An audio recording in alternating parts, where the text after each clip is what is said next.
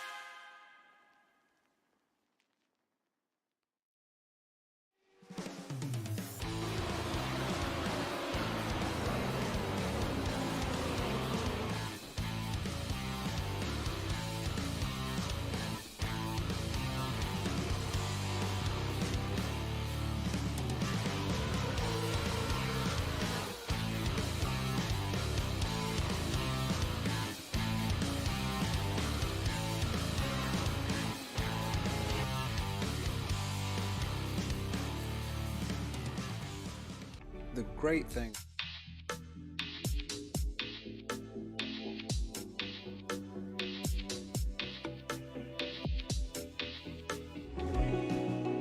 I would definitely recommend the Garza Law Firm to all my family and friends because I know how he's treated me. I have been playing basketball ever since I can remember. I just finished my 6-year career playing for the University of Tennessee. I feel like we're both striving to be better every day. He's always responded quickly and has always come through with whatever he said that he's going to do. The Garza Law Firm is definitely somebody you want on your team. The Garza Law Firm. Let us help.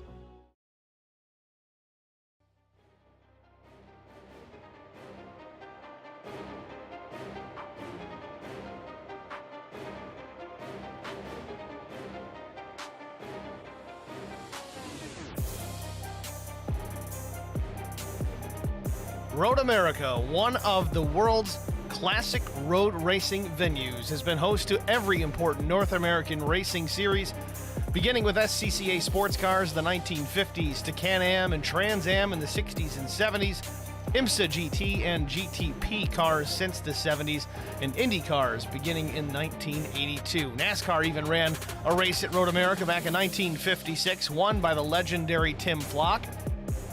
The June sprints, put on annually for more than 50 years by the SCCA Chicago region, draws 600-plus amateur sports car racers, as many as 30,000 spectators. The current schedule also includes vintage and motorcycle racing. One of the unique aspects of Road America is that it is beloved by both spectators, who are afforded a variety of spectacular views, and by drivers who value the challenges that the track presents. And while Road America enjoys a rich tradition, it is not a prisoner of its history. A recent upgrade to the facility saw spectator viewing and paddock access improved by the replacement of the Bill Mitchell Bridge with a tunnel 100 yards further down the road. A further nod to the performance gains wrought by modern technology is the addition of an optional chicane at Road America's famous kink in the back straightaway, providing a second configuration for race series that do not wish to expose their drivers to one of motorsport's biggest thrills every 4 miles. Tonight, the stars of the Lone Star Racing Sports Car Series take to the track for round number 9, and it's next on HBR TV.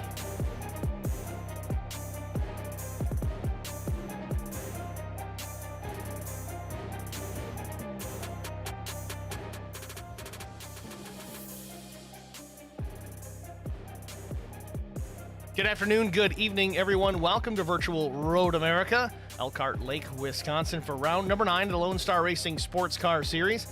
Outside temperature 65 degrees, a sticky 91% humidity, partly cloudy skies, almost no breeze, 2 miles per hour. Track temperature 97 degrees. We've got a 1-hour sprint coming up here. Practice just about wrapped up. It was an hour session. We're just about 58 minutes into it. Let's go on trackside and take a look at the top times in the session. James Vance currently the quickest in LMP2.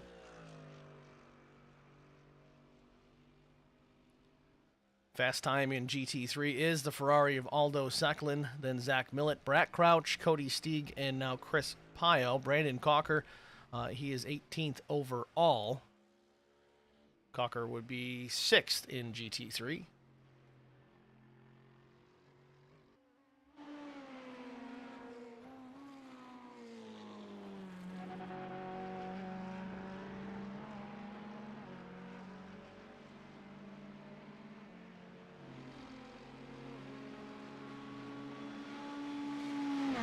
Go over some penalties we have. Again, this series does run race win penalties to kind of even things up and keep it somewhat fair. You got drivers of varying skill levels, but coming into tonight, James Vance will have an EOL and 2 separate drive-through penalties for his wins in the past 2 races. Cody Steeg will also have an EOL and 1 drive-through penalty for his 2 wins.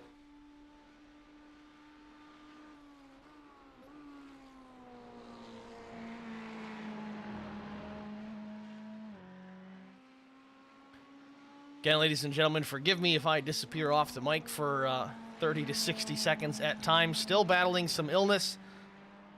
If I have to hit the mute button to cough my brains out, I will do that so you guys don't have to listen to it.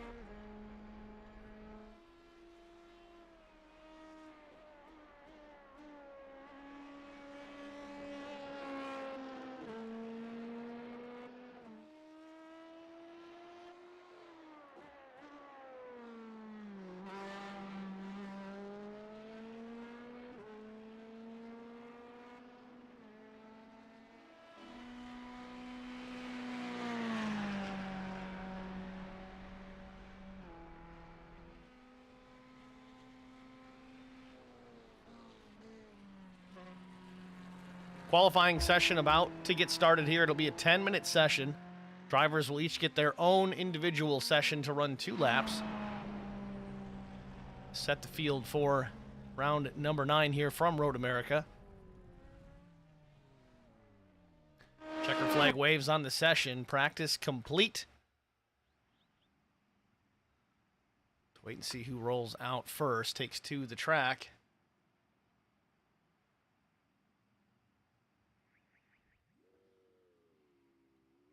Looks like Cody Anderson will be first to roll in the LMP2.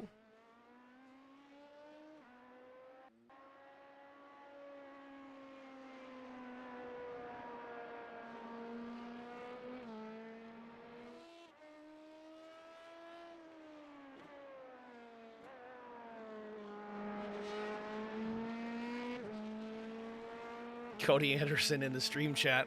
Ironically, that's who we're watching on track right now. Cody says he'll hack up along with me. Been battling this since Wednesday or Thursday last week. So far, it's not COVID, but who knows?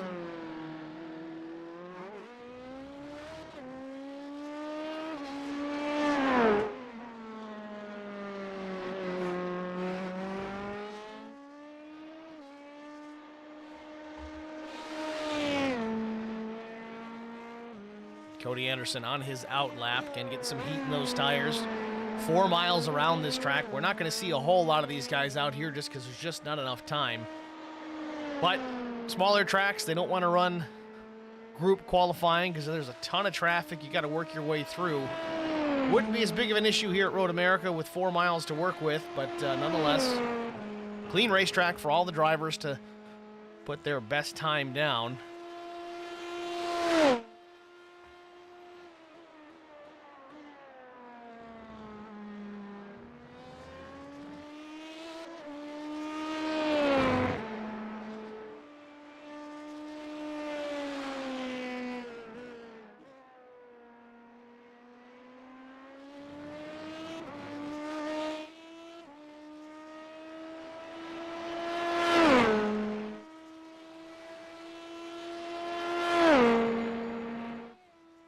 Barney the flagman could have waved it for him at least, but this is the first lap for Cody Anderson, his first timed lap of 2.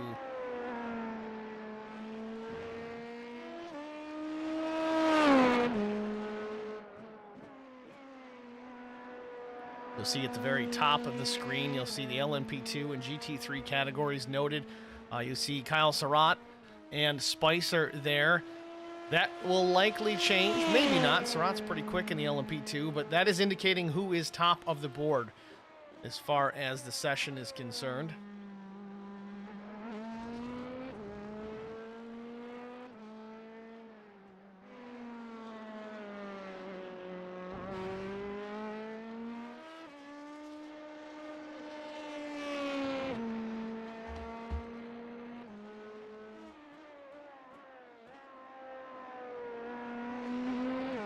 Cody Anderson looking pretty clean so far. And we're 3 minutes into the session, and this is his first timed lap.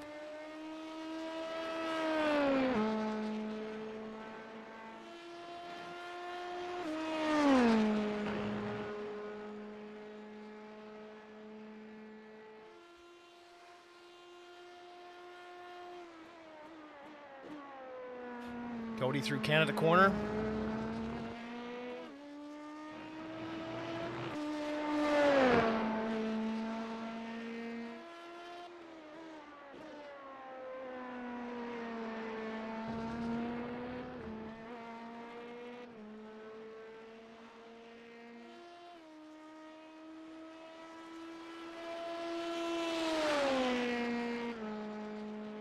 First lap for Cody Anderson, 1:51.395. Not the fastest time we've seen so far today. We've seen drivers get into the minute 50s. Go over to Zach Millett in the Mercedes. Millett was second fast in GT3. Although Secklin was fastest in the session prior to this.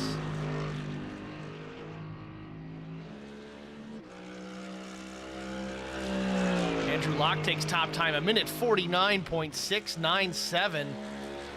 Very quick time for Andrew Locke. Big improvement over practice. Not sure that the time he laid down in the session prior may have been on the race setup and just said, you know what, I'm good. Andrew Locke, the LMP2 driver, again, top of the board currently. This is kind of a second home for Andrew Locke. Runs very well here.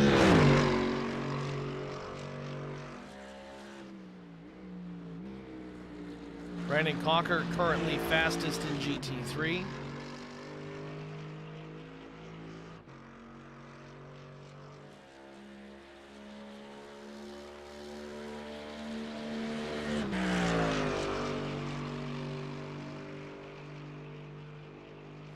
First lap for Millett, 2:03.642. Definitely more time there. Millett currently the fastest, although Secklin yet to clock in a time. I believe he's about to right now as Secklin crosses the stripe. Aldo goes P1, 2:02.796.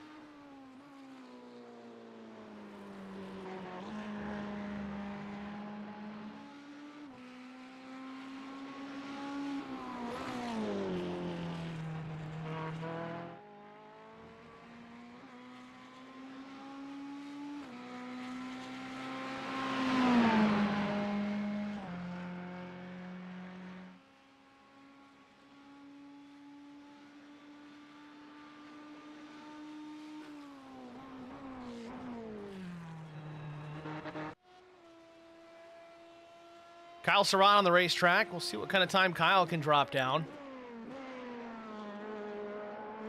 And taking a look at practice earlier, LMP2, James Vance was fastest, a minute 49.53. Kyle Surratt second fast. We'll see if he can back that time up or improve.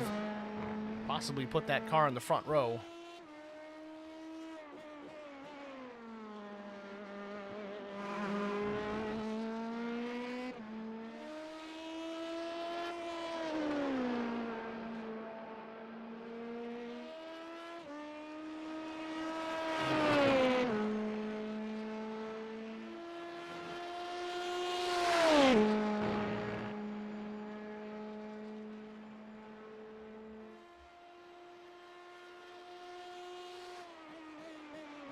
Seven minutes into the session. I don't know if Kyle is going to be able to drop both laps or not. We will see. In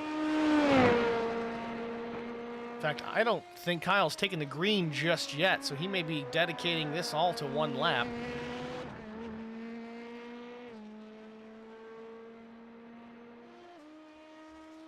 Tyson Pankow goes P6. Kyle Surratt, lap 1, minute 49.744. Meanwhile, Brett Crouch has taken the second spot from Zach Millett in GT3.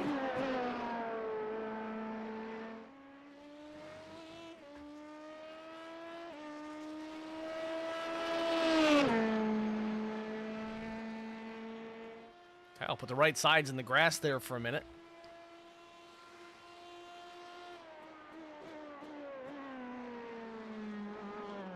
Nope, loses a rear end. That's going to throw the lap away, and it's over for Kyle Surratt. Outside front row for now. Tyson Pankow still on the racetrack. A minute and a half left in the session. We'll see if he can finish this lap up. First lap, a minute 50.73. Oh, a little wiggle and off track there as well. That's going to probably do it for Pankow.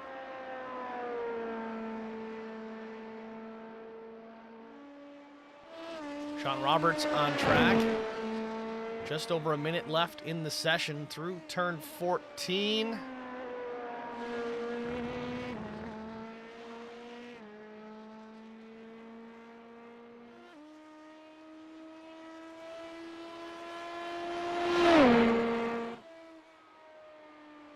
Sean Roberts, fifth quick, minute 50.372. Alex Dieter, GT3, finishes up his time at 2:08.929. 45 seconds remain in the session.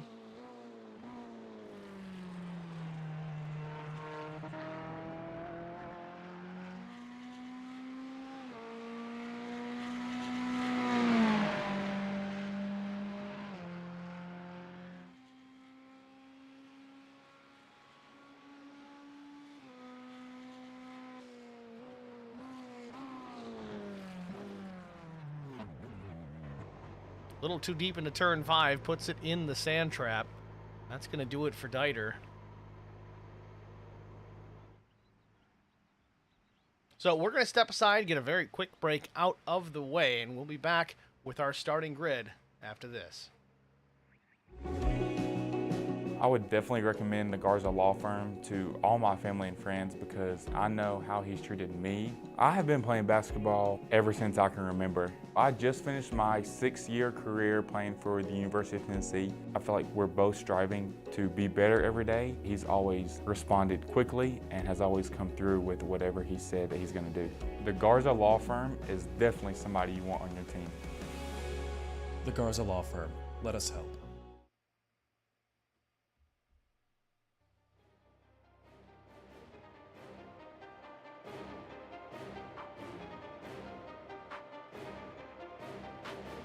Welcome back, ladies and gentlemen. See the field forming up on the front stretch, gridding up.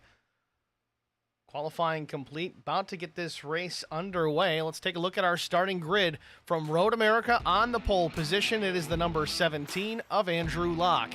Starting to the outside, the number 18, Kyle Surratt. Row number 2, Garrett Hagen, the number 30, and Kyle Moyer, the number 7. Starting in the 5th position, Sean Roberts, the number 66, and Cody Anderson, he'll start in the 6th position. Dave Tamura rolls off from the 7th starting spot. Tyson Pankow will be 8th. Kevin Blue with Lone Star Racing, he starts from the 9th position. Lee O. Tucker, the number 32, starts in the 10th spot. Chris Goins credited with 11th. 12th goes to James Vance. Did not take a time as that was part of his penalty, I believe. And Jesse Redding will actually round out the field in LMP2. Starting on the pole in GT3, it is the Ferrari of Aldo Secklin. To his outside, it is Brad Crouch, the number 55. Starting in the 3rd position in GT3, Zach Millett with Howler Boys Racing. 4th starting position, Brandon Cocker. 5th goes to Chris Pio. 6th, Andy Spicer. Harley Bathurst. 7th, 8th goes to Dan Fendick. 9th is PM Beagle. 10th, Alex Dieter. 11th, William Switzer. 12th, Cody Stieg. 26th, Bill Molfeld, and Eric Beadle credited with the 27th starting position overall.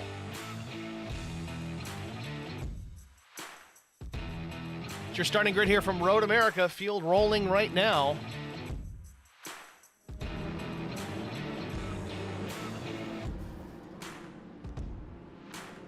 And under caution, we have a crash.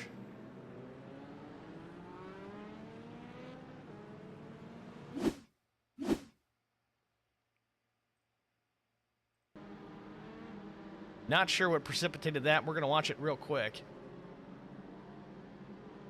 Oh, James Vance just gets the left sides in the grass. That's not a good way to start things.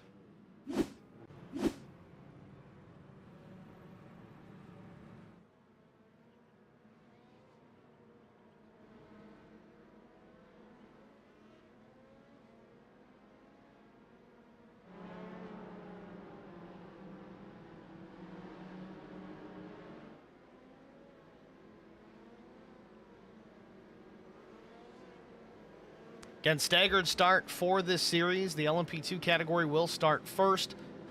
Faster of the two categories, GT3, a ways back. This way, if anybody in that first group runs into a big issue, it doesn't cause problems for the other category.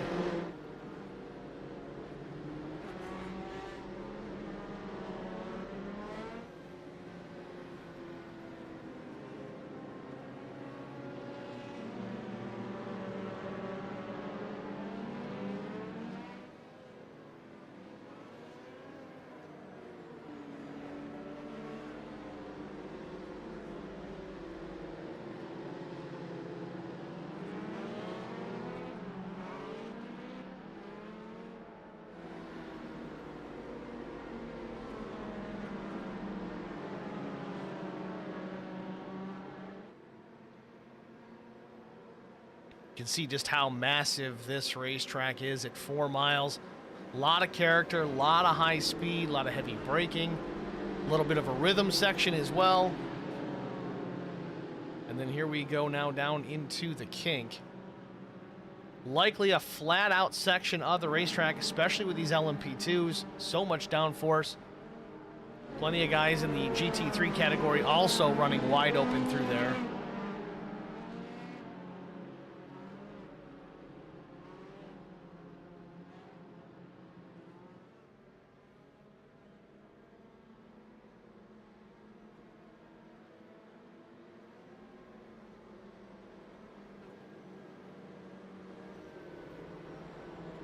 Field working through Canada Corner.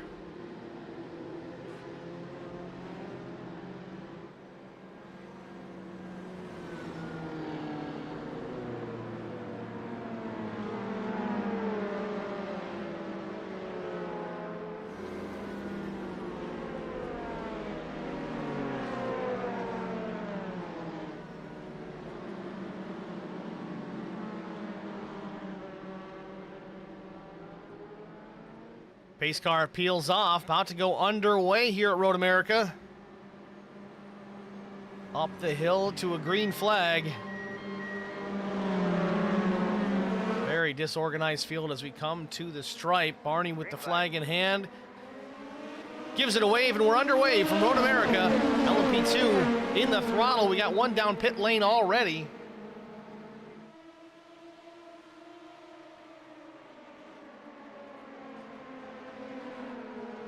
Oh, a little loose already off the corner. They straighten it out. Everybody scatters, but they get away from it relatively clean. Or not. The 91 is around Tyson Pankow with damage on the nose of that machine.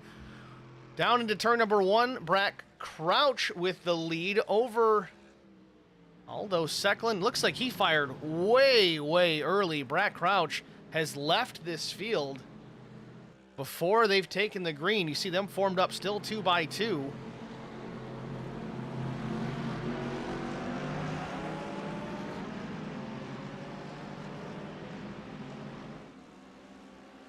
GT3 field now underway. Aldo Secklin to the outside. Brandon Cocker, that green machine, in the second spot.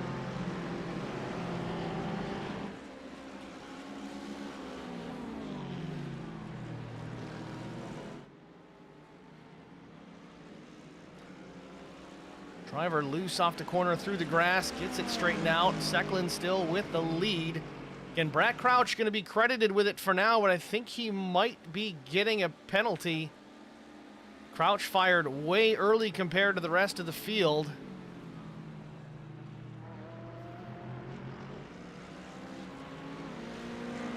Trouble in turn 5. We got a bunch of cars all around. Oh, another car. The Mercedes noses first into the barrier. This is out of turn 5 going up the hill.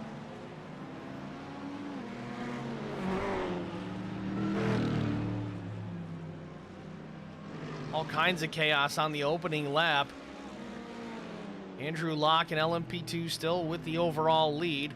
Now he does not have the lead. What has happened with Andrew? Loses connection for a moment, comes back in. Oh, another big wreck at the top of the hill. That might have been Kyle Moyer. Oh, more impact. This is going from bad to worse. Major chaos here on the opening laps at Road America. Let's take a look at the incident with Kyle Moyer.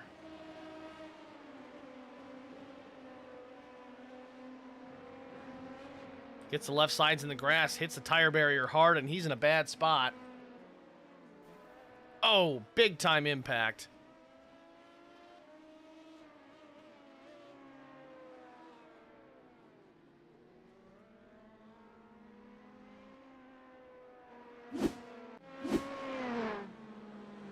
We're still running.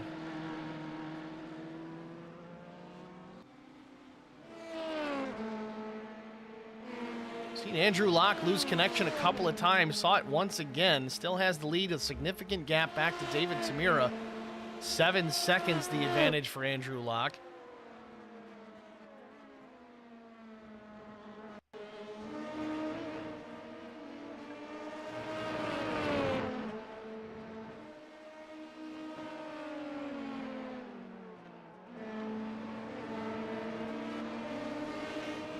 Andrew closing into the back of Kevin Blue already. Not sure if Kevin had an issue on the start as well.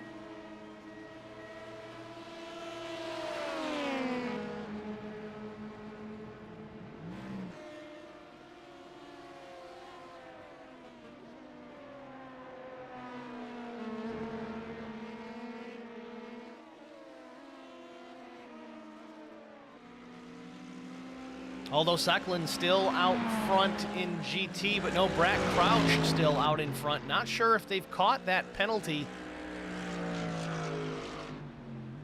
Don't know if Brack maybe missed the communication, but typically they wait to get to the start-finish line to fire in GT3. This is not Brack's first event. Maybe there was a miscommunication, hard to say.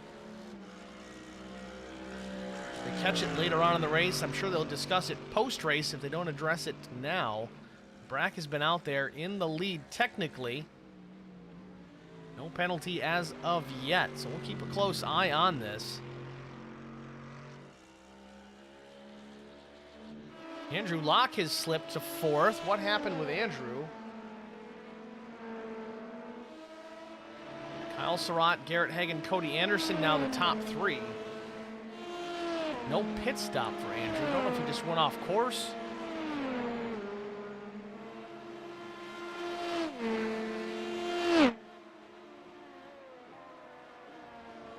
all I can see is David Tamira had an issue on track. Tamira now back in the 7th position.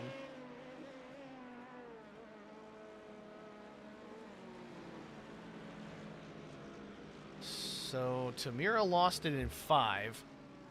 That's nothing to do with Andrew. Again, Surratt, Hagen, Anderson, that's your top 3. Andrew had the top spot from the pole. He slipped to P4. Still trying to find an issue with what had happened with Andrew Locke. I don't see a crash. I don't see an off track.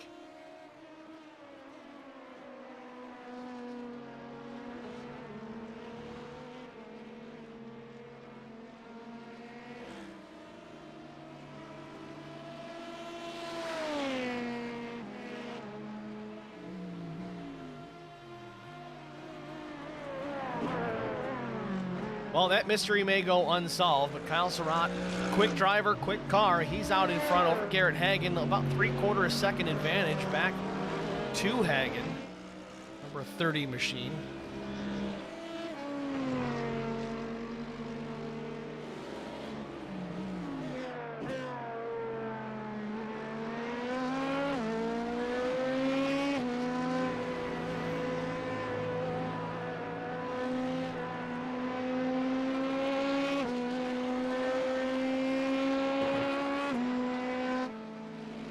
Surratt gaining the advantage over Hagen with that slower GT3 car. Definitely cost Hagen some time through that section. Gap was about 0.6 of a second. It's 1.4 now in Surratt and Hagen.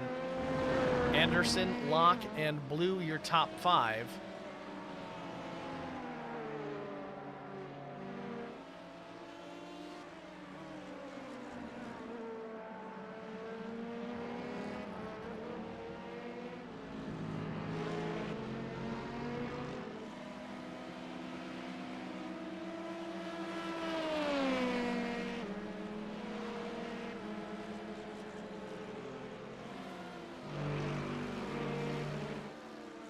So officially, Brad Crouch still listed as your GT3 leader. Still trying to determine if Brack jumped the start. He was the only car that fired that early when the flag came out for LMP3. The rest of the field stayed grouped up. Sure, there's going to be a conversation about it later.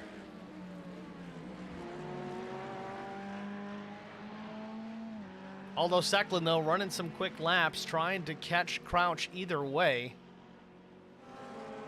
Last lap for Crouch a 2:05.06, Secklin a 2:03.71.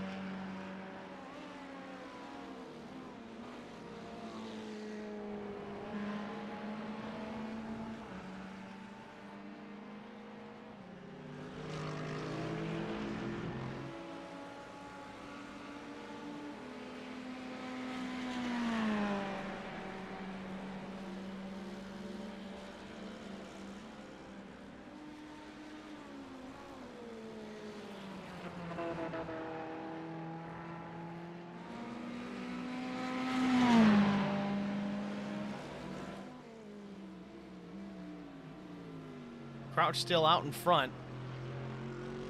10th in the overall, leader in GT3.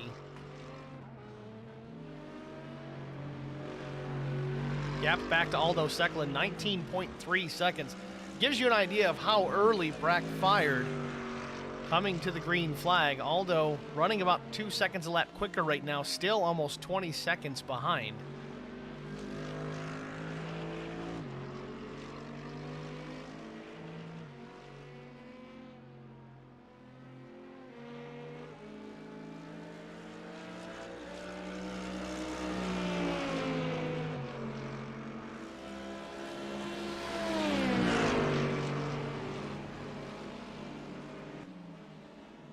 Checking on James Vance. Again, had to Start this race from the rear. Also had to serve a drive-through penalty. He's done at least one so far.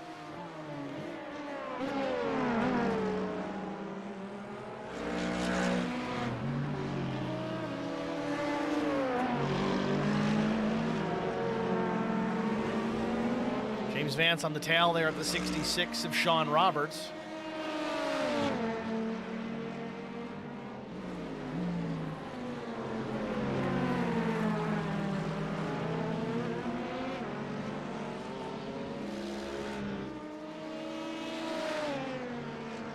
Just like that, Vance gets by the 66, move James Vance up to P7.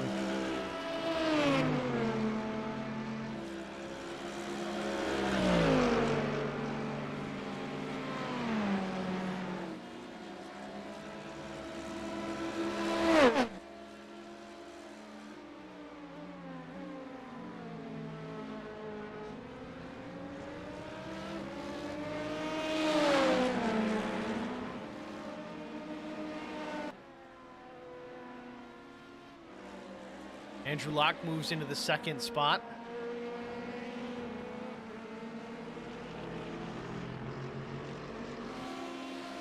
Still unsure what dropped Andrew back the spots that he did. And he started the race on pole. Slowly working his way back towards the front. Kyle Surratt still your leader.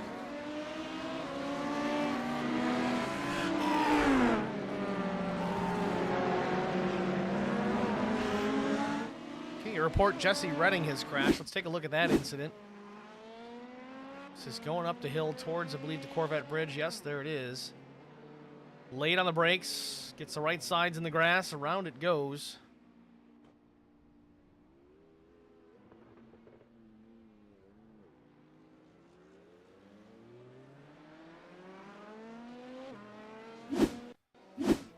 And then now it's the same issue. Not hard impact, just a quick spin.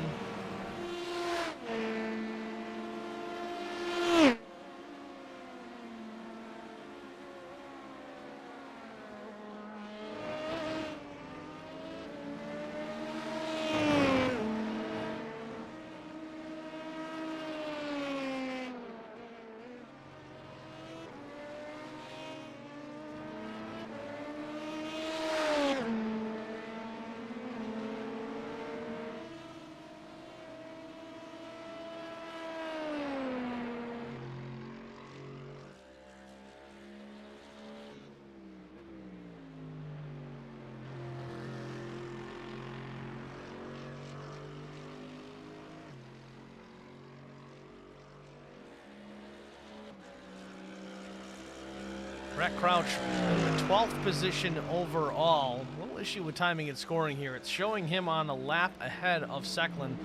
Don't believe that is the case.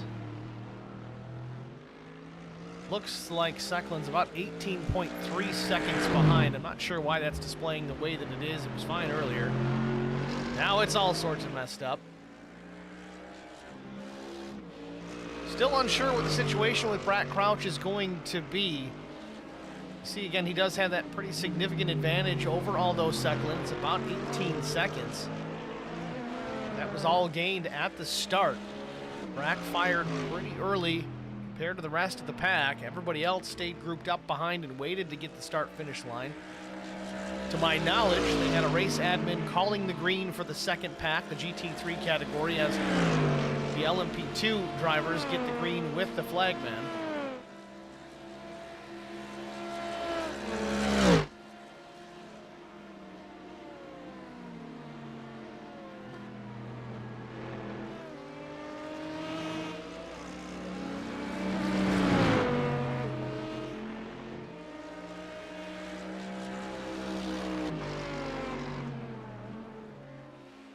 Aldo Secklin, again, still running in that second position.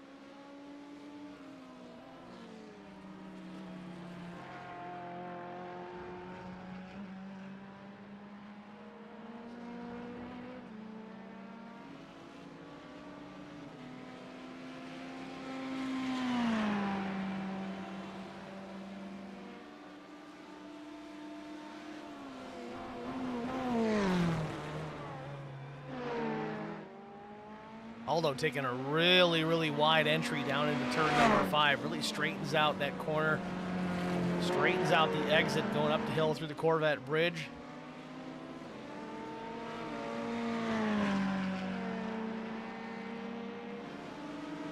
Dave Tamira closing in on the GT3 leader, goes to the inside. A little unsure if Aldo was going to give him the space there. Had to get on the brakes a little harder than he had planned. Does make the pass through the carousel.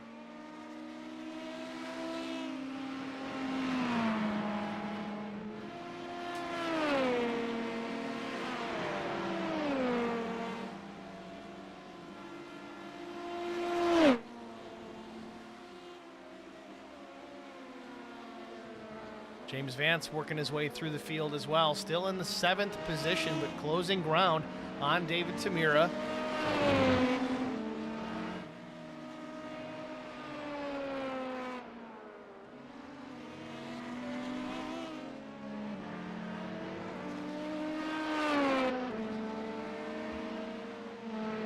With this issue with the gaps, I'm going to just try and reload the overlay real quick, see if that makes a difference.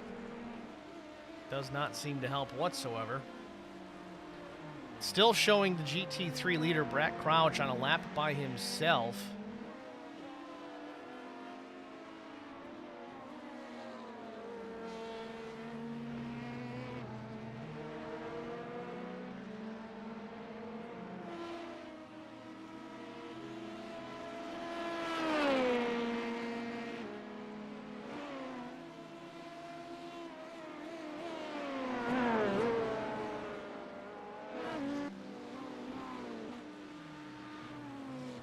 Aldo Secklin actually 15.8 seconds behind leader Brad Crouch, so that is the deficit. It is shrinking. And 18 minutes into this 1 hour sprint race. Oh, we got a car off, almost into the path of Aldo Secklin.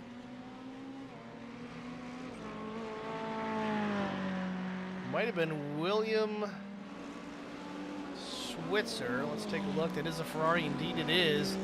William running the Grid Engineering paint scheme. Interesting with Brandon Cocker in the race. He's in a straight up plain green Mercedes.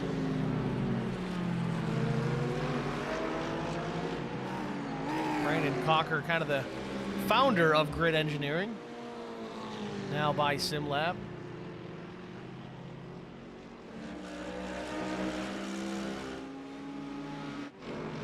Cocker runs 4th in the GT category presently. Closing down the gap to Zach Millett. Let's keep an eye on this battle.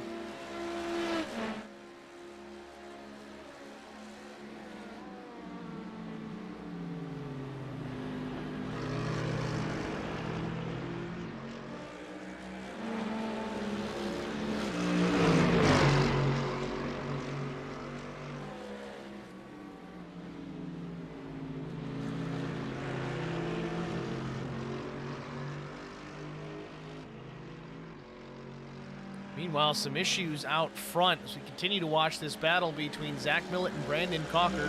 2 Mercedes going after it here on the front straightaway. 11 laps in, about to hit 20 minutes. Andrew Locke having some issues.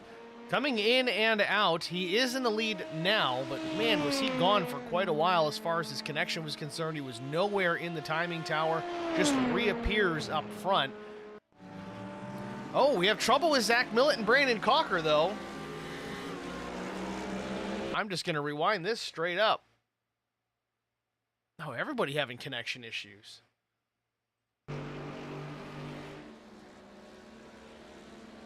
This is down into turn number 1. Cocker moves out and both drivers blink out. That is very interesting.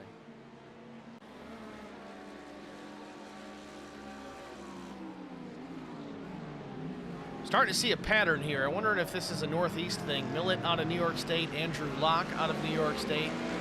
See Brandon Cocker out of Ontario, I believe.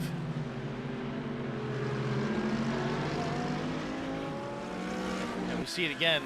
It's wreaking havoc here. We're losing drivers left and right. Getting a little concerned that it's me.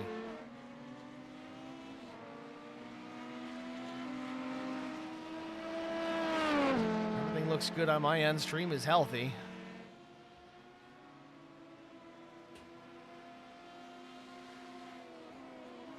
Andrew Locke with the lead, the number 17 making a move around the slower GT traffic. Garrett Hagen second, Kyle Surratt now third. Kevin Blue, Dave Tamura, that's the top five in LMP2. Then Aldo Secklin. And this has gone back and forth too. Brack Crouch. I don't know what is going on with my timing and scoring, but Brack was behind Aldo just a moment ago. Now it shows Brack back in front. 15 seconds ahead of Aldo Secklin. Kyle Surratt running in the third position. Again, he was the leader for a moment. Quite a while, actually. Looks like he had a little bit of an off track. Let's see if I can pull that up here, get a replay of it. And it looks like we're not going to see it, or are we? Yes, we will. Let's try and get a better angle on it, though.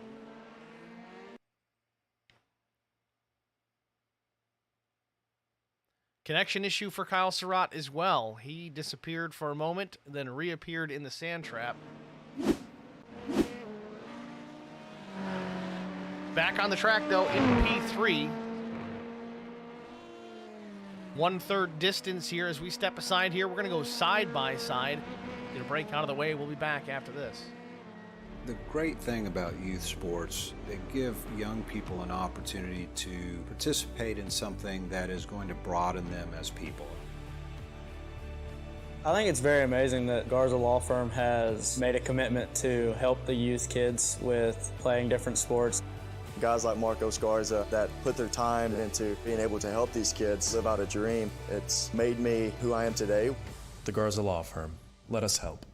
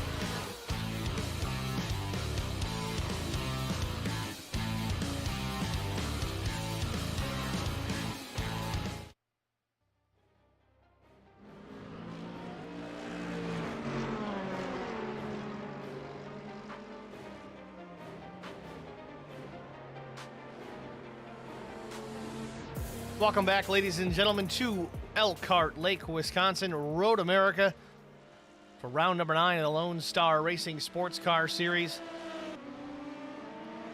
25 minutes in of this 1-hour sprint race. Andrew Locke, your LMP2 leader. Brack Crouch, your GT3 leader. Andrew Locke enjoying a 9-second advantage over second place Garrett Hagen. Kyle Surratt, after a little bit of an off-track excursion, he's running in the third spot, 15 seconds back. Brandon Cocker making a pit stop.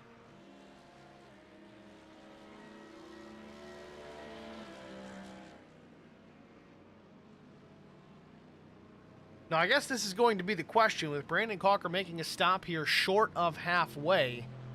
Is he on a two-stop strategy, or did he short fuel the car at the initial start, have some extra pace early on? Has to use a fast repair, maybe some damage on that number 24.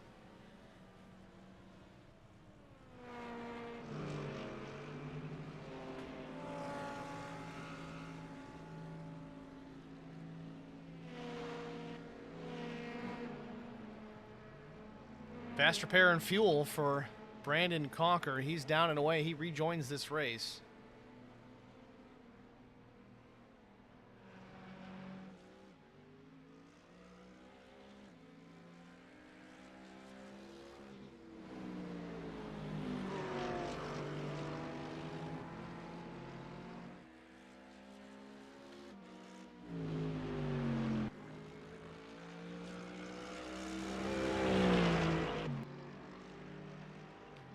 There's something very weird going on here. When I switch between one car to the next, it completely changes the timing tower. Brett Crouch still with the lead. Aldo Secklin runs in the second position.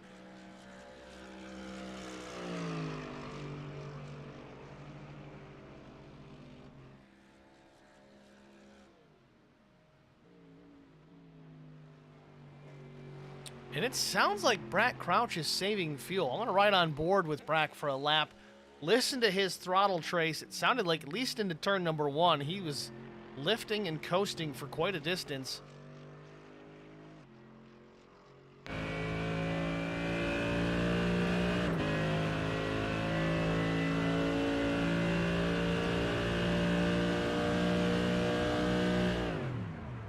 There you have it. Way out of the throttle. Sounds like he's even got the clutch in coming into the corner.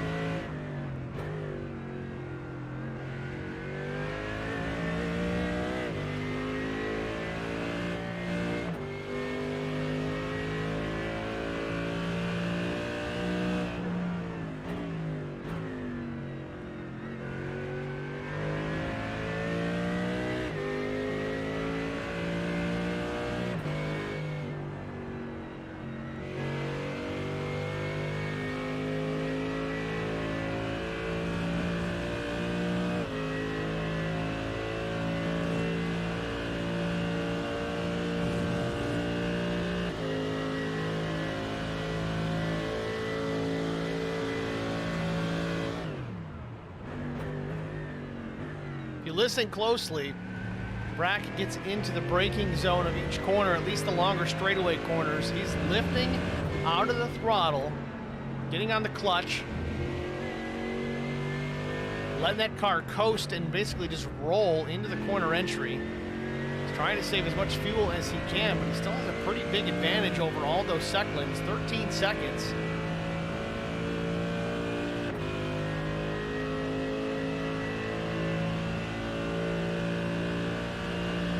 Again, right here, into turn number 1.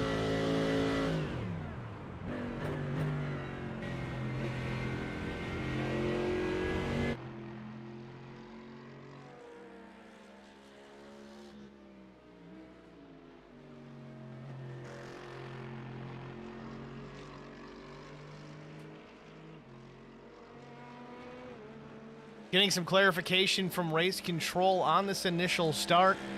Race start is on the green flag. The LMP2 will be the lead class. GT3 will be the second class. Clarification is GT3 class should hold for at least 5 seconds after the LMP2 class starts pacing to separate the two groups at the start. Leaves some gray area in there, but I'm sure the race admins will have a conversation about it post-race, but for now, Brack Crouch still out in front, did not receive a in-race penalty, but I can imagine there may be some conversation about it afterwards. Andrew Locke passing again the slower GT car of Crouch. Both leaders in the frame there for just a brief moment.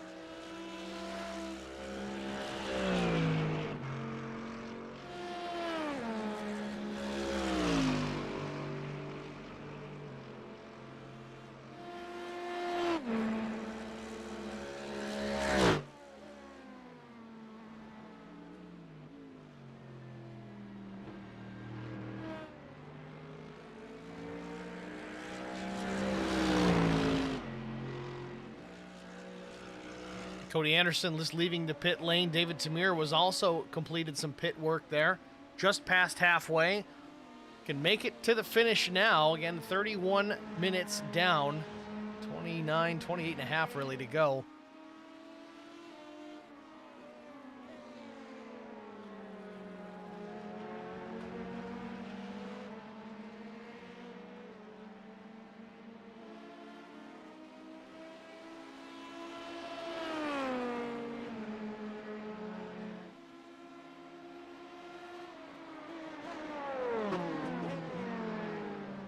Cody Anderson a little deep into turn 5, goes wide into the gravel just a bit. Cold tires, you got to remember that. It's not Goodyear Racing Eagles like you'd expect to find on an oval car. Those cars, those tires, they're hot and ready to go after that first lap. The best they're going to be is probably that first time lap you take. Out here in the sports car world, it takes some time to get warm. The Michelins do not do well when they are cold. Solid 2-3 laps at least before they're really up to premium optimum temperature.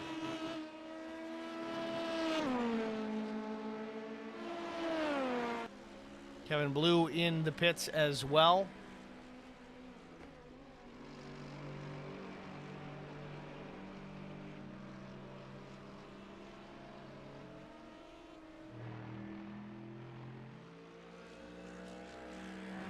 Although Secklin in the second spot, now down 11 seconds behind Brett Crouch, your leader.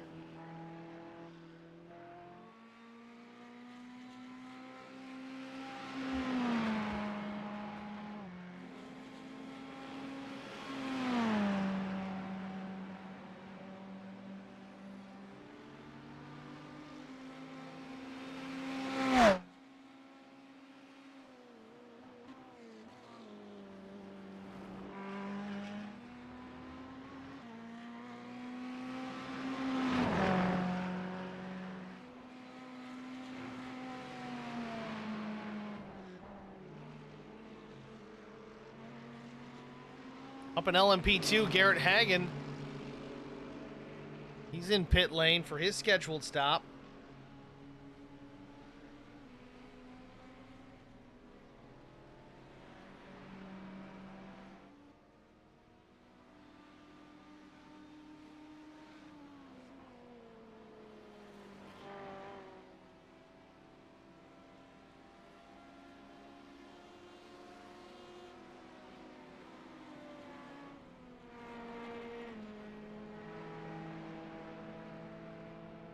Sean Roberts now slips into the third position while Hagen completes his pit stop.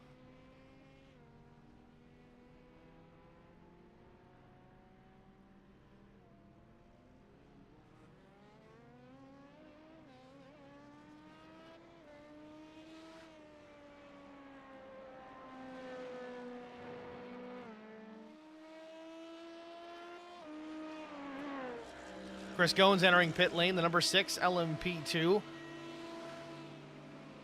Make his one and only stop of the race.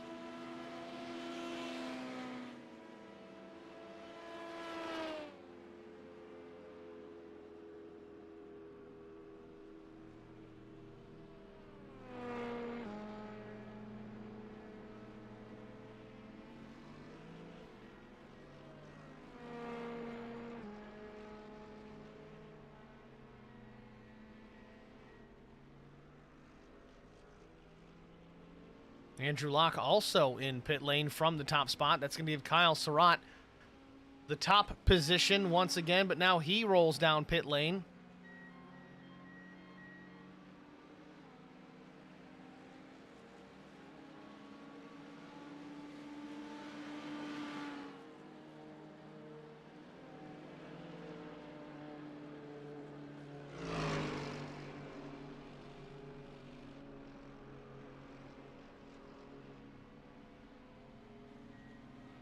Andrew Locke still in pit lane.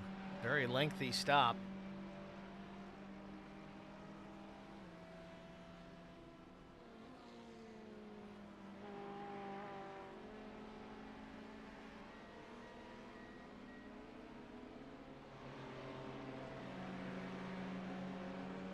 Andrew's been in the pits for over a minute at this point. I don't know, maybe he got popped coming in pit lane too fast.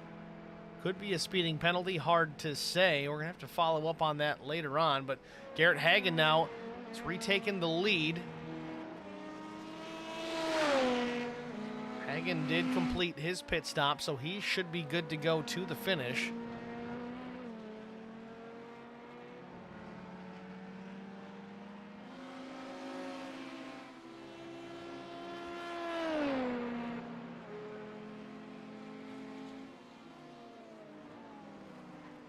Looks like Eric Beadle has crashed, the only BMW in the field. Let's see what happened here.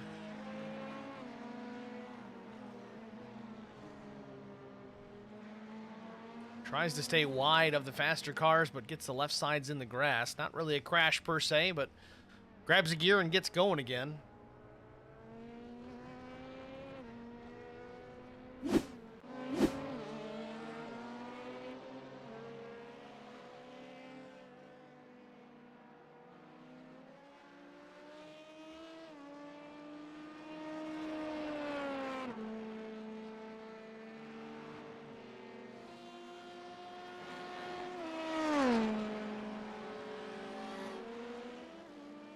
So Andrew Locke has rejoined the race, 1 minute and 36 seconds in the pits. Comparatively, everybody else, 25, 26, 29, 28 seconds or so. Cody Anderson was 33. All within half a minute. I don't know if Andrew got a pit penalty or had some damage that he wasn't aware of that he had to get repaired, but nonetheless, Andrew Locke mired back in the 7th position now, 32 seconds behind leader Garrett Hagen. Unfortunate turn of events for the pole sitter here tonight. 21 laps in.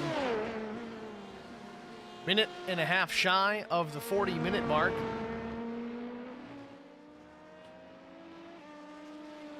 Sun now starting to peek its nose into the atmosphere. Cloud starting to clear slightly.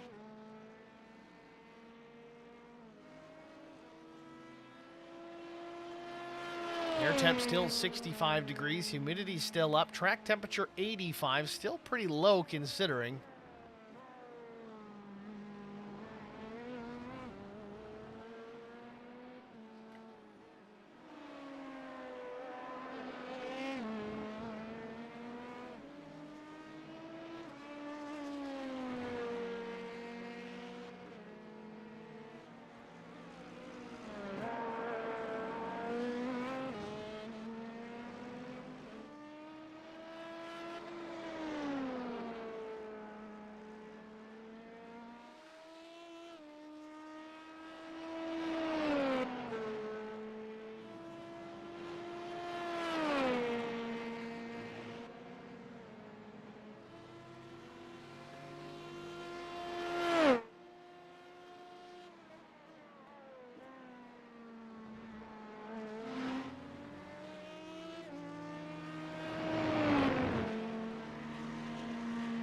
Andy Spicer might have had an off track there through Canada Corner. We saw some dust flying through the air.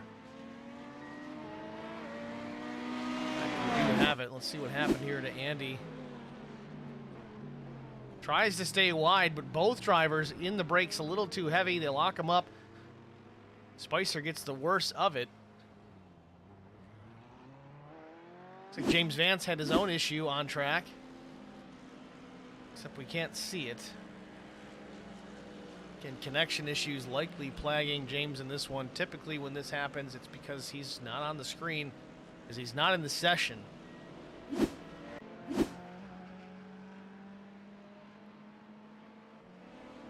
Still can't get Vance on the screen here. Says he's in pit lane, but he's not coming up. Andrew Locke, in the meantime, after his pit road issue, he's P6. Still unaware why we had him in pit lane for 1 minute and 36.6 seconds. Certainly not a fast pit stop. Don't see him needing to take that much fuel. Again, with only 19 minutes or so remaining, I don't know that he's going to be able to work his way back through the field. We don't run full course cautions here unless something major happens on the start. Andrew's going to need to hope for some attrition up ahead to get into that top 3 or even take a win, but I don't see it happening. Garrett Hagen and Kyle Surratt, very fast drivers at the front of the field. Pretty solid drivers at that. And Garrett Hagen has a 14-second advantage over Kyle Surratt as Kyle flies through the kink using all of that exit curbing.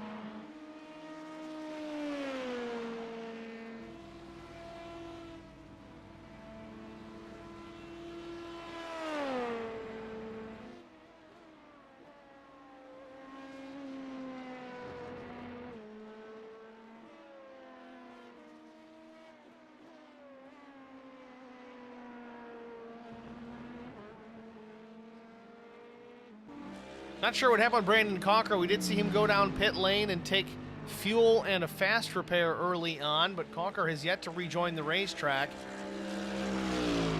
Currently listed 24th overall. That's going to put him 12th in GT3.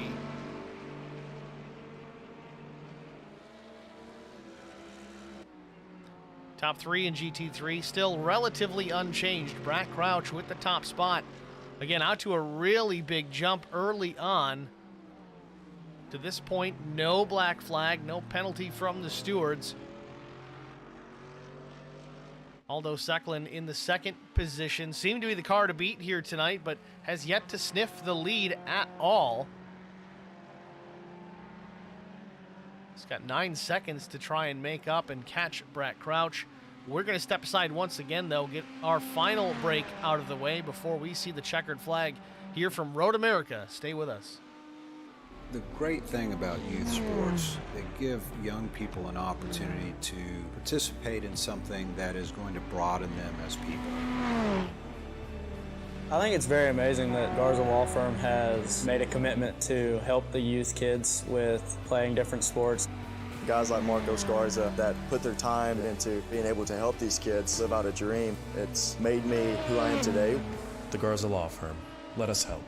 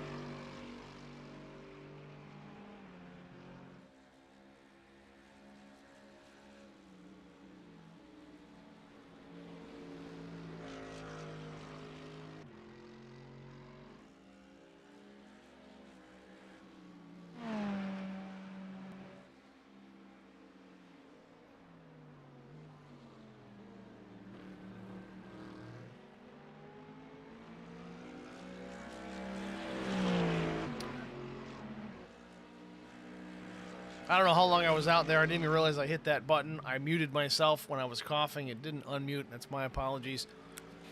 Nonetheless, we've got 9 minutes remaining here from Road America. Brad Crouch still the lead. That likely to be contested here post-race. Can he jump the start initially? At least that's what we believe here in the booth. Reading up on some of the rules, it's somewhat vague. They do ask the GT3 category gives about a 5-second breather, so to speak, a gap between themselves and the LMP2 category at the start. It seemed that Brack fired, the rest of the field did not. Got out to about a 20-25 second advantage very early on. Has not really looked back since. Again, having some issues here with the overlays as far as gaps are concerned. Occasionally, Brack will drop into the 4th position for inexplicable reasons. And then all of a sudden, as soon as I click to see what happened, he's back up there in the lead. So, a little hard to follow on my end. Sometimes these things happen, but we'll get it straightened away. Crouch, though, out in front. Now 5 seconds ahead of Aldo Secklin. Aldo might have a shot here. Less than 8 minutes remain. He's really cut that deficit down pretty considerably as Sean Roberts, Cody Anderson both hit pit lane here. I don't know why this is. Cody made his stop. Some damage on that machine. Let's take a look, see if we can find out what happened with Cody Anderson. Anderson in the 22. This is through the carousel. Oh, gets left. Oh, what happened? Maybe a left front failure, or maybe just an issue with his hardware at home. That car just went straight off the racetrack.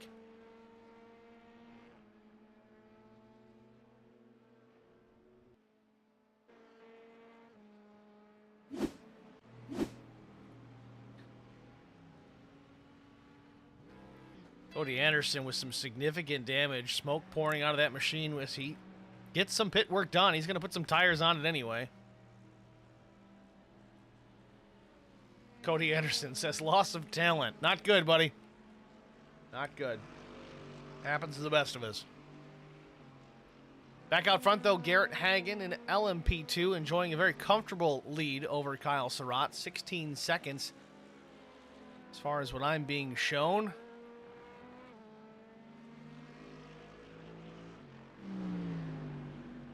Clouds starting to roll back in here at Road America.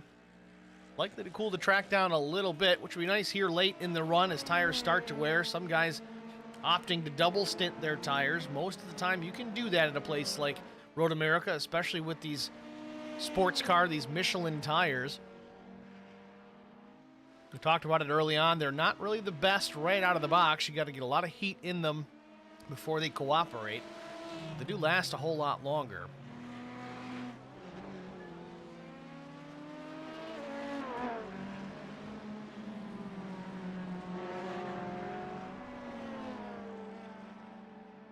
Sean Roberts has had an issue as well. Slow. It's out of Canada corner, I believe. Let's get a look and see what happened to the 66. Fastest part of the racetrack, heavy braking. This goes a little wide.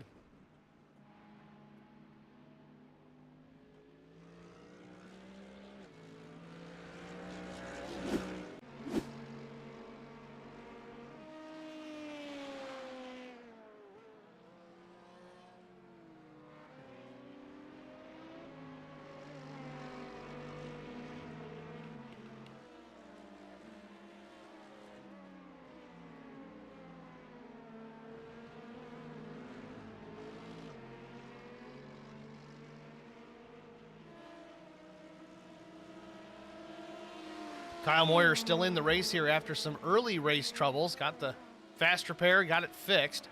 Oh, makes contact with the 66 again. I think it was Sean Roberts. It looks like it was. That was for position.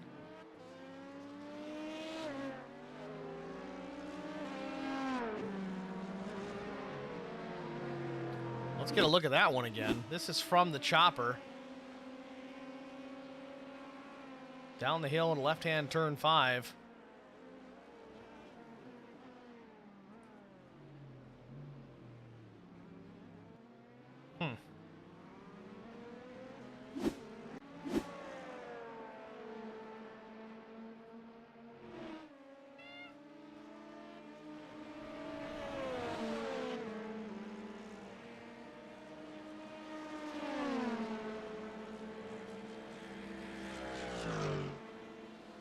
Sean Roberts now fighting for his life. Certainly some damage on that 66. He's going to lose a spot here. It looks like to the 6 of Gones, and Roberts around again into Canada corner. Not a good place. Once again, the 66 goes around.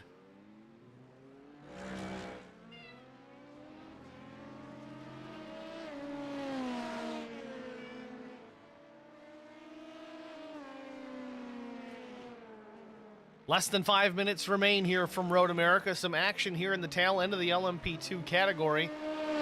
Chris Gones and Sean Roberts doing battle, but Roberts is going to opt for pit lane. He's definitely going to have to get some repairs made to that number 66. That's going to yield that position to Chris Gones and Kevin Blue, it appears.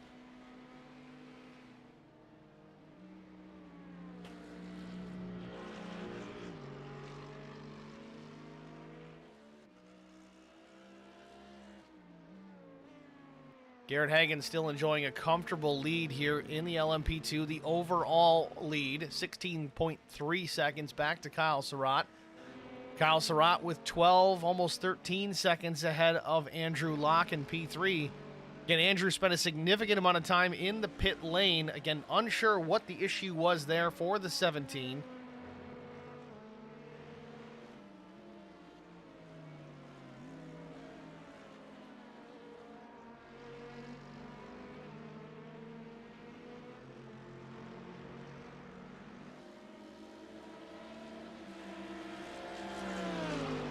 Andrew makes a pass on Zach Millett, the GT3 sixth place runner right now. Zach Millett in the 6th spot in GT3s. We have another car around. I think it was Andy Spicer. It was. That's for position.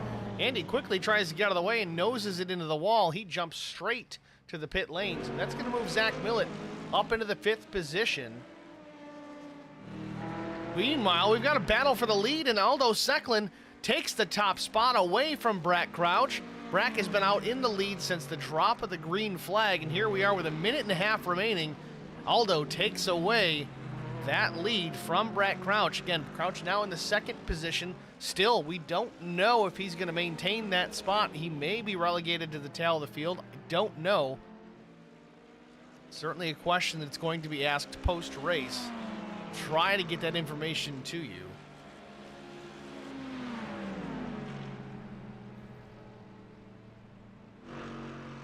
Not sure who was that in the kink going off track. Might have been Brack Crouch. Let's take a look at it. Through the kink. Oh, contact. I think it was with Kevin Blue. Sends him in the grass.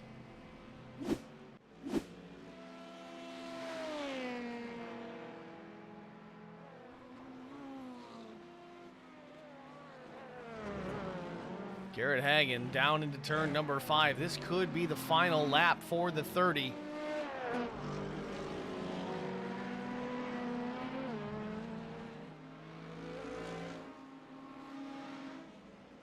Indeed it is. Barney's waving that white flag with all he's got. Final lap here from Road America. Garrett Hagen up 2 spots into the lead here today. Having a good run, certainly a fast car. Just got to make it around one more time back to the checkered flag, and he has a victory here at Road America. Kyle Surratt still running in 2nd. Andrew Locke running in 3rd. Plenty of distance between all these drivers, though Andrew has closed the gap to Kyle to 7.5 seconds, but this being the final lap, Locke will need a mistake out of Surratt to take that 2nd position.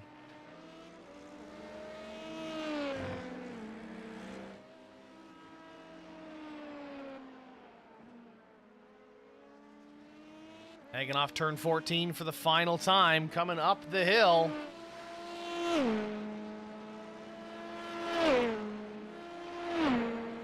Checkered flag in the air. Garrett Hagen is going to win at Road America.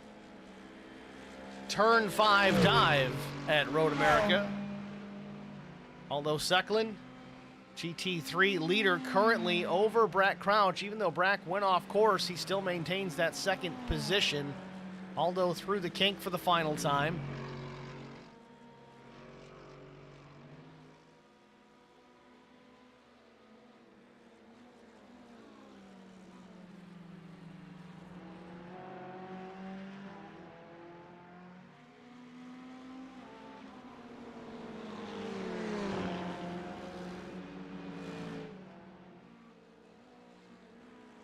Aldo not pushing the issue whatsoever.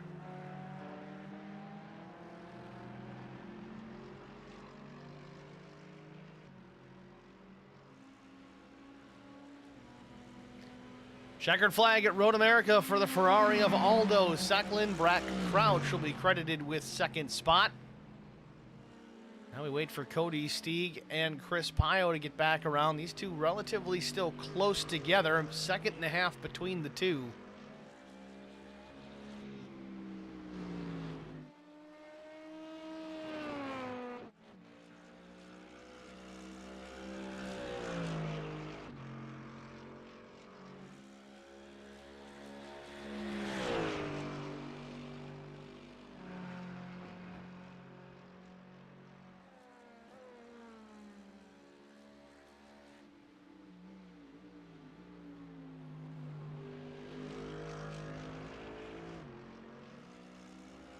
Cody Stieg still clean through Canada Corner, now up the hill. The left-hander down into turn 14 for the final time. Cody Stieg's going to be credited with the third place finish. As he enters pit lane. Must have already finished up. Well, there you have it. Garrett Hagan, Kyle Surratt, Andrew Locke, your top three in LMP2. Aldo Secklin, Brett Crouch, Cody Stieg. We're going to step aside here, get a break out of the way, and we'll be back with our winners, hopefully, after this. The great thing about youth sports, they give young people an opportunity to participate in something that is going to broaden them as people. I think it's very amazing that Garza Law Firm has made a commitment to help the youth kids with playing different sports. Guys like Marcos Garza that put their time into being able to help these kids live out a dream. It's made me who I am today. The Garza Law Firm. Let us help.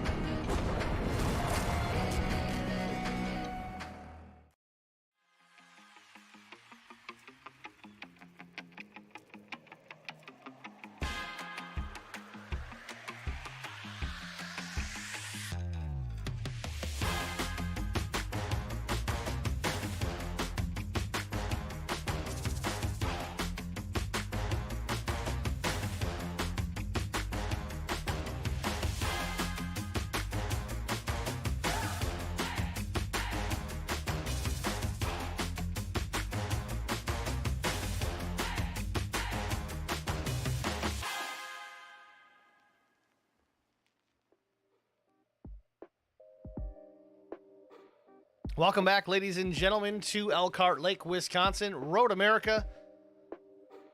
Round number 9 is in the books, and we have our winners, Garrett Hagan and Aldo Secklin, available. We're going to get a word with both here. First, we're going to pull Garrett Hagan into the booth. Garrett, it's Steve in the HBR TV broadcast booth. You got a copy? Yeah, I got a 10-4. How you doing? Doing well, sir. You didn't start on pole or even front row for that matter, but pretty close. You worked your way towards the front, had some quick lap times, maybe a little adversity, but you got that lead back. I know Andrew Locke had his struggles, but you take home the checkered flag here. Tell us about your race. Yeah, it started off a little weird. I'm not sure what happened on the start, but the car behind me got a little, I don't know if he was in the wrong gear or stalled his car, but it allowed me to not worry about an attack from behind, so I was able to get on the power and push Andrew and Kyle a little bit. After Andrew's incident in turn 5, I felt like I was a lot quicker than Kyle. I really tried pushing him before we got into the traffic, but once the traffic started coming in, I just couldn't keep up with him. So, I got really lucky with their incident, and I'm not sure what happened to Andrew. I'm not sure if he had to serve a penalty for that or got a speeding penalty, but it sucks for those guys because they're quick, and rubbin's racing. Sometimes the brakes don't fall your way, and I'm glad for once they fell my way. Now, we didn't actually able to catch that incident with the Andrew Locke. Maybe you could kind of walk us through it from your perspective. What did you see with the 17? I was a little too far behind them. I knew that they were fighting. I was about 4 seconds behind them, and like I said, Andrew was a lot quicker than me on pace, and Kyle, I felt like I was quicker, but he had that track position, which is a big deal around here. So when I saw that they were it looked like they were side by side on my relative going into Canada corner, and I don't know if they maintained it all the way side by side through turn 1, but I'm gonna guess just from where I found Kyle coming around turn 1 that Andrew was probably on the inside, and maybe his car got a little loose, he got too high on the curb, pushed him out and pushed Kyle into the grass. So again, that's just all assumptions. I was a little too far away to see it, but I'll take it as I can get it. Well, we'll take your perspective. It's more than we could see from our end. We had a lot of connection issues here tonight, mainly with drivers kind of blinking in and out. So a lot of that stuff that happened when drivers got close together, we kind of lose the feed a little bit. But appreciate it from your end. Congratulations on the win. We're going to let you go. But before we do, Garrett, anyone you need to thank? I'd like to thank my family. My grandfather watches all the races. Same with my uncle and my father. So thanks for watching. Thanks for supporting. I don't know if he's watching, but my team leader, the team leader of Foxworth Autosport, Alec Allison, great guy, great team leader, and he does a lot of work for the team, so couldn't do this without him. So, and obviously thank you. Great broadcast, and I love watching them every day, no matter how my race goes. All right, Garrett. Well, apologies ahead of time because there was a stretch there at the end where I had the mic muted and I didn't realize it because I was too busy coughing my brains out. But my bad. We'll get it straightened out for next week. We're going to let you go. But before I even let you do that, I want to ask, are you going to run Spa next week? Oh, of course. What are your thoughts going to that place? Road America is my favorite course. Spa's probably second or third right there. It's just, there's so much history there, and it takes a lot of cojones to keep it flat through traffic through El Rouge. So it'll be interesting to see how traffic plays out there. There's not a lot of really easy passing points for multi-series or multi-class racing, but we'll see how it goes. We'll put the throttle down and see where we end up. Looking forward to it, Garrett. Congratulations again, and thanks for talking to us, man. All right. Thank you, Steve. It's Garrett Hagen, your LMP2 winner here at Road America. Next, we're going to go pull Aldo Secklin up into the broadcast booth. In fact, where is Aldo?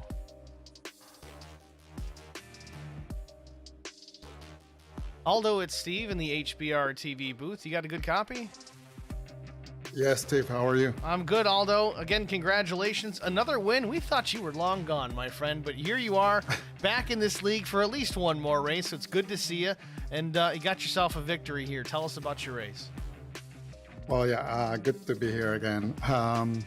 Well, I don't know what happened at the start. I was waiting for the LMP to go for like 15 seconds or more, and we were supposed to start at the line, but then I forgot his name. I think it's Brad Crouch. Yeah. He took off. Yeah, he took off.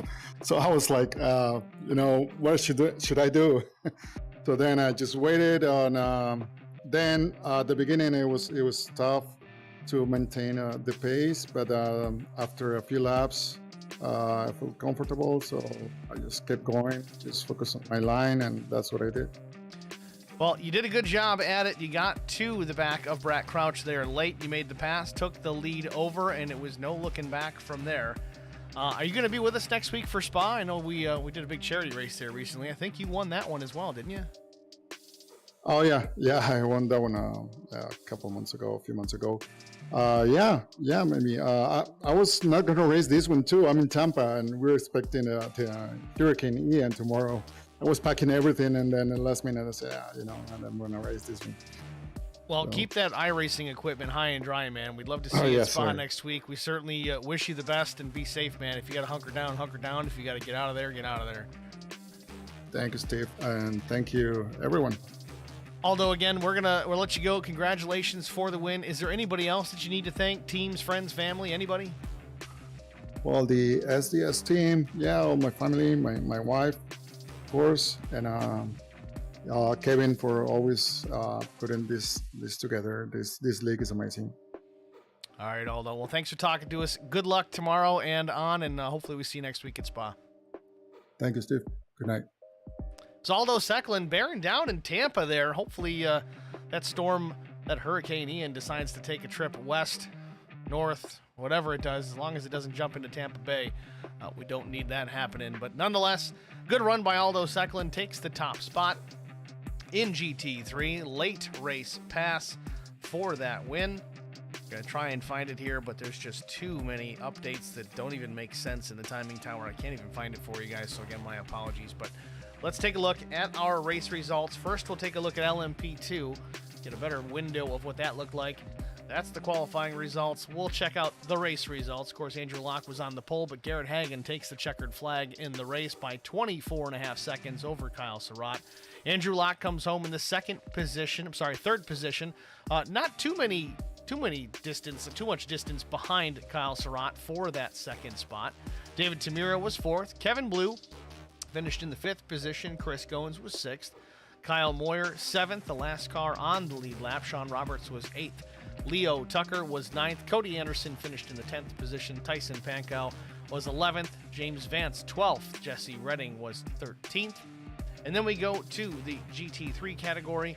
Of course, we just talked to Aldo Secklin, race winner on the GT side. Brett Crouch, 1.5 seconds behind in the second position. Again, that may change. That could move Cody Stieg from third up to second, and Chris Pyle from fourth up to third, and so on and so forth. We'll see how that pans out. Hopefully we can get an update for you guys here sooner than later. But the rest of the field, as it's shown, Cody Stieg, Chris Pyle, third and fourth. Zach Millett was fifth. Alex Steiter was sixth. PM Beagle was seventh. Andy Spicer finished in the 8th position.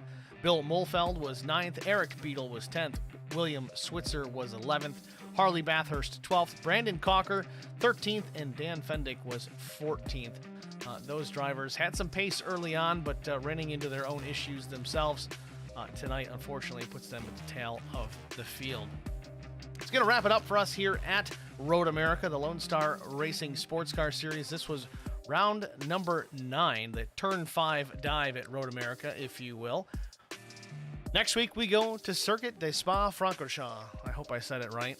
I even did a fancy head shake when I did it, just so it made it sound better. But should be a good one. We did an LSR charity race there not too long ago. That was one that certainly did not disappoint, but I believe that was a 3-hour event. This is 1/3 of that distance.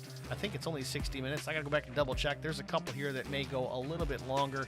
But either way, best way to find out that information, just stay tuned with us. Facebook.com/HBRTV and the number 1 if you want to watch us on the Facebook side. If you want to watch on the YouTube side, it's the same handle, HBRTV1. You can find us there as well. We're dual streaming, at least for the time being. We got through tonight without the stream completely dropping out. That's been an issue as of late. We didn't know what was causing it. Haven't made any changes to correct it, and magically it's fine. So either way, we thank you guys for tuning in. Thank everyone in the stream chat. It wasn't a ton of you tonight, except for that spam chat that we got. But Mentalo24, Cody Anderson, of course, he was in as well. Bravo Charlie helping me out. Lyle Mitchell asking questions about the rain. If you didn't catch it because I was slow and didn't unmute myself, I'm not a fan of the rain, but we'll give it a shot when the time comes. Thanks to Blake, or Black A Gaming. If you're speaking, we are not able to hear you. Thank you. Once again, I forgot to unmute myself. And Harley, just sending a smiley face just now. Thanks for checking in, guys. We do appreciate all the participation. It does help. These road racing series, they're not always the most exciting throughout the race. Obviously, we try to find some battles, but please, don't be shy. Tune in. Chat us up here in the stream chats, Facebook and YouTube alike. If we got a snoozer going on, it certainly helps us. If you got somebody you want me to follow, I'll go follow them. I aim to please, and if I'm not delivering, someone's got to let me know. So we do appreciate that participation every time. Andrew Locke in the stream chat. Yeah, buddy. Tough break, Andrew. I think this one was yours. I know you love this place, but good luck at the next one. Hopefully we see you next week at Spa. It's It's going to wrap it up for me. I'm Steve Singer with HBR TV, congratulating Garrett Hagen in the LMP2 win and Aldo Secklin with the GT3 win. Tune in next week, guys. We appreciate it. Have a good night.